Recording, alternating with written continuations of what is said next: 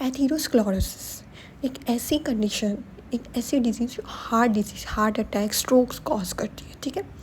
ये होता कैसे है? एथेरोस्क्लेरोसिस आपकी आर्टरीज, अगर मैं उर्दू बोलूँ तो आपकी जो खून की नालियाँ होती है, इससे आपकी बॉडी में खून आता है, ठीक है। हार्ट से पूरी बॉडी में खून आता है, आर्टरीज, उसमें अगर प्लेग या क्लॉट फॉर्मेशन हो जाए ना, और वो क्लॉट फॉर्मेशन कैसी होती है? फैट्स, कैल्शियम, कोलेस्ट्रॉल, ये सब इसका इंटेक जो होता है ना हमारे फूड में से, उसके क्लॉट हो जाते हैं, ठीक है। अब चाहे वो आर्टरीज आपकी बॉडी को दे रही हो ब्लड, या हार्ट से या बॉडी से बैक टू हार्ट यानी कॉरोनरी आर्टरीज में हो, ये इसमें सब इंक्लूडेड है। सिम्टम्स क्या हो सकते हैं? अच्छा, ये हार्ट, ब्रेन और लेग्स, आर्म्स, इसमें मैंने डिवाइड क्यों किया? देखो, जो आर्टरीज ब्लड हार्ट को देती है उसे कॉरोनरी आर्टरीज कहते हैं। अगर उसमें ब्लॉकेज हो जाए तो आपको एरिथमिया यानी अनयूजुअल हार्ट बीट, बहुत कभी फास्ट हार्ट बीट होगी, कभी स्लो आपको फील होगा। पेन और pressure in your upper body यानी चेस्ट पेन आपको बहुत होगा, ठीक है। शॉर्टनेस ऑफ ब्रेथ, आपको सांस की कमी, ऐसे आप हाँफना स्टार्ट कर देंगे। ब्रेन में जो आर्टरीज आती हैं उससे सेरिब्रल आर्टरीज कहते हैं। अगर इसमें ब्लॉकेज हो जाए तो इसमें आपके आर्म्स और लेग्स, इसमें वीकनेस आ जाती है, यानी आप थोड़ा सा काम करेंगे आप थक जाएंगे, नमनेस आ जाएगी, ये हिलेंगे नहीं, सुन हो जाएंगे। हार्ड टाइम स्पीकिंग, आपके फेशियल मसल्स ड्रॉप होना स्टार्ट हो जाएंगे, यानी एक साइड आपका, अल्लाह ना करे, पैरालाइज होना स्टार्ट हो जाता है, आँखें या आईब्रोज गिरना स्टार्ट हो जाएंगी। हार्ड टाइम स्पीकिंग, आप बोल नहीं पाएंगे, सोच के बोलना पड़ेगा आपको। देन लेग्स में आ जाते हैं। लेग्स वाली आर्टरीज इलियक आर्टरीज होती हैं, ठीक है। इसमें अगर आ जाए ब्लॉकेज तो नमनेस हो जाती है, कोल्ड फीट, यानी कोल्ड, जब सर्दियाँ होती हैं तो आपका नहीं बिल्कुल पाँव अजीब से सुन्न हो जाते हैं, ऐसे स्प्रिंग की तरह, तो कुछ वाइब्रेशन फील होती है, तो ये कोल्ड फीट हो जाएंगे, पाँव में दर्द रहेगा।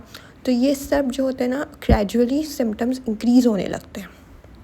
फिर रिस्क फैक्टर्स यानी कॉजेज़ क्या होते हैं? एब्डोमिनल ओबेसिटी, मोटापा सबसे पहले, डायबिटीज़, अब सबसे मेन होता है डायबिटीज़। फैमिलीज जो अब हार्ट डिजीज जेनेटिक्स से भी आता है, लेकिन जेनेटिक्स से ज़्यादा मैं अगर कहूँ ना तो आपका फूड इंटेक, आपकी जो रोज़ की हैबिट्स होती हैं ना, चाहे आप स्मोकिंग करते हो, high blood pressure, high triglycerides यानी फ़ैट्स, आपका फ़ैट इंटेक बहुत ज़्यादा है, ऑयली चीज़ आप बहुत खाते हो, फ्रूट्स एंड वेजिटेबल्स आप नहीं खाते, एक्सरसाइज नहीं करते। एक्सरसाइज का मतलब सिर्फ ये नहीं है कि आप रोज़, जिम क्या है कि बॉडी को शेप करता है, फिट आपने खुद रहना है, आपने हेल्दी चीज़ें खानी है, आपने अपनी बॉडी के मूव करना है, हाथ पैर हिलाने हैं, आप घर में अगर रहते हैं तो घर के काम करने हैं, और लेज़ी नहीं रहना है, ठीक है। लेज़ीनेस सही बात नहीं है। स्ट्रेस भी मेन की है एथेरोस्क्लेरोसिस का। ट्रीटमेंट हम कैसे करेंगे? देखें, ब्लड टेस्ट होता है। ब्लड टेस्ट आपकी ब्लड में जो फैट्स, कोलेस्ट्रॉल की क्वांटिटी को मेजर करता है, ठीक है, कि कितना ज़्यादा क्वांटिटी में है। एंड एंकल ब्रेकियल इंडेक्स, ये आपके लेग्स और आपके आर्म्स का ब्लड प्रेशर मेजर करता है बेसिकली, कि ब्लड फ्लो कहीं रिड्यूस तो नहीं है।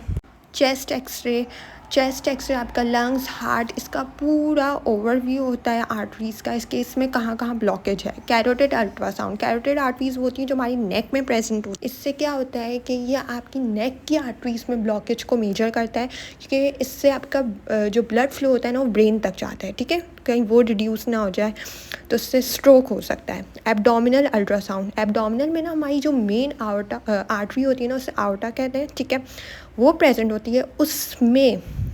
उसमें जो बल्जेस होते हैं, जो भी क्लॉट फॉर्मेशन होती है, उसको मेजर करता है। सीटी स्कैन और मैग्नेटिक एमआरआई, ठीक है, एमआरआई, इससे क्या होता है, ये पूरा डिटेल व्यू होता है आपकी बॉडी का, पूरी बॉडी की आर्टरीज मेजर होती है कि कहाँ कहाँ ब्लॉकेज प्रेजेंट है, तो उस हिसाब से ट्रीटमेंट हो।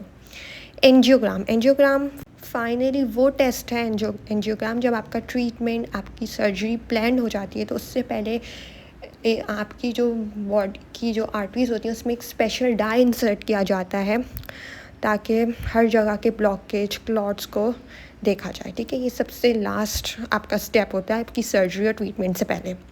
नेक्स्ट ये डायग्राम देख लें। देखिए, नॉर्मल आर्टरी में कोई प्लेग नहीं है, कोई भी क्लॉट नहीं है, लेकिन जो आर्टरी है दूसरी वाली, इसमें येलो आपको दिख रहा होगा, ये फैट और कोलेस्ट्रॉल का कलेक्शन है, एक्यूमुलेशन हुई हुई